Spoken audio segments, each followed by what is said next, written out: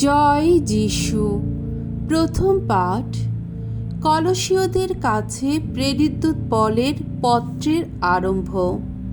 1 অধ্যায় 1 থেকে 8তম পদ।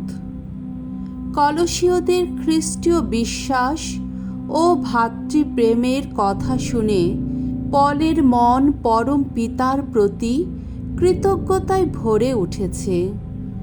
ঈশ্বরের ইচ্ছায় খ্রিস্ট যিশুর প্রেরিতদূত আমি পল এবং আমাদের ধর্মভাই তিমথি, আমরা দুজনে এই পত্র লিখছি তোমাদেরই কাছে। কলসী নগরে যারা ঈশ্বরের পুণ্যজন এবং খ্রিস্টের অনুগামী হিসাবে আমাদের বিশ্বস্ত ধর্মভাই, আমাদের পিতা ঈশ্বর তোমাদের অনুগ্রহ ধন্য করুন, শান্তি ধন্য করুন। তোমাদের মঙ্গলের জন্যে আমরা যখন প্রার্থনা করি, তখন আমরা সর্বদাই প্রভু যীশুখ্রিস্টের পিতা ঈশ্বরের কাছে ধন্যবাদ জানাই, কারণ খ্রিস্ট যিশুর প্রতি তোমাদের যে কতখানি বিশ্বাস আর সকল পুণ্যজনের প্রতি তোমাদের যে কতখানি ভালোবাসা, সে কথা আমরা শুনেছি। স্বর্গলোকে তোমাদের জন্যে যা সঞ্চিত রয়েছে তা পাবার আশাই তোমাদের এই বিশ্বাস ও ভালোবাসাকে উদ্বুদ্ধ করে রেখেছে। এই আশার বার্তা তোমরা আসলে সেই তখনই শুনতে পেয়েছিলে যখন মঙ্গল সমাচারের সত্যময় বাণী প্রথম তোমাদের কাছে এসেছিল। মঙ্গল সমাচার এখন সারা জগতে ফলশালী হয়ে উঠছে, প্রতিষ্ঠার পথে এগিয়ে চলেছে, ঠিক যেমনটি তোমাদের মধ্যেও সেই দিন থেকে চলে আসছে, যেদিন তোমরা ঈশ্বরের অনুগ্রহের কথা প্রথম শুনতে পেয়েছিলে এবং তার যথার্থ স্বরূপ বুঝতেও পেরেছিলে। তখন এই ব্যাপারে তোমাদের শিক্ষাগুরু ছিলেন আমাদের প্রিয় সেবা সঙ্গী এপাফ্রাস। তিনি তো আমাদের প্রতিনিধি রূপে খ্রিস্টের এক বিশ্বস্ত সেবাকর্মী। তারই কাছ থেকে আমরা জানতে পেরেছি তোমাদের অন্তরে স্বয়ং পবিত্র আত্মা কত গভীর ভালোবাসাই না জাগিয়ে তুলেছেন প্রভুর বাণী। ঈশ্বরকে ধন্যবাদ।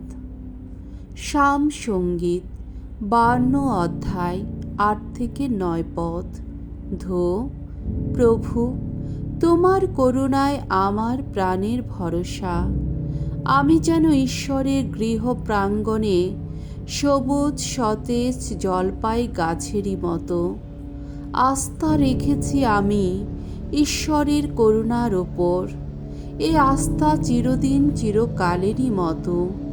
হে ঈশ্বর, যা কিছু করেছ তুমি, তার জন্যে ভক্ত সভায় সর্বদাই করে যাব তোমার গুণগান। তোমার নামটি হবে আমার প্রাণের আশা। আহা, কি মঙ্গলময় ওই নাম। বাণী বন্দনা। জয় জয় প্রভুর জয়। প্রভুর আত্মা আমার উপর অধিষ্ঠিত। প্রভু আমাকে প্রেরণ করেছেন দীন দরিদ্রের কাছে মঙ্গল সমাচার প্রচার করতে। জয় জয় প্রভুর জয়। মঙ্গল সমাচার। লূক রচিত মঙ্গল সমাচার 4 অধ্যায় 38 থেকে 44তম পদ। যিশু দেশের সকল স্থানেই ঐশ্ব রাজ্যের মঙ্গল বার্তা প্রচার করতে প্রেরিত হয়েছেন। যিশু কাফার্নউম শহরের সমাজগৃহ থেকে বেরিয়ে সিমনের বাড়িতে এসে ঢুকলেন। সিমনের শাশুড়ি তখন প্রবল জ্বরে ভুগছিলেন। লোকেরা তার জন্যে যিশুর কাছে অনুরোধ জানালো। যিশু এসে তার দিকে ঝুঁকে দাঁড়ালেন, জ্বরটাকে ধমক দিলেন তিনি, আর সঙ্গে সঙ্গে জ্বরটা সিমনের শাশুড়িকে ছেড়ে চলে গেলেন। তিনি তখনই উঠে তাদের সেবা যত্ন করতে শুরু করলেন।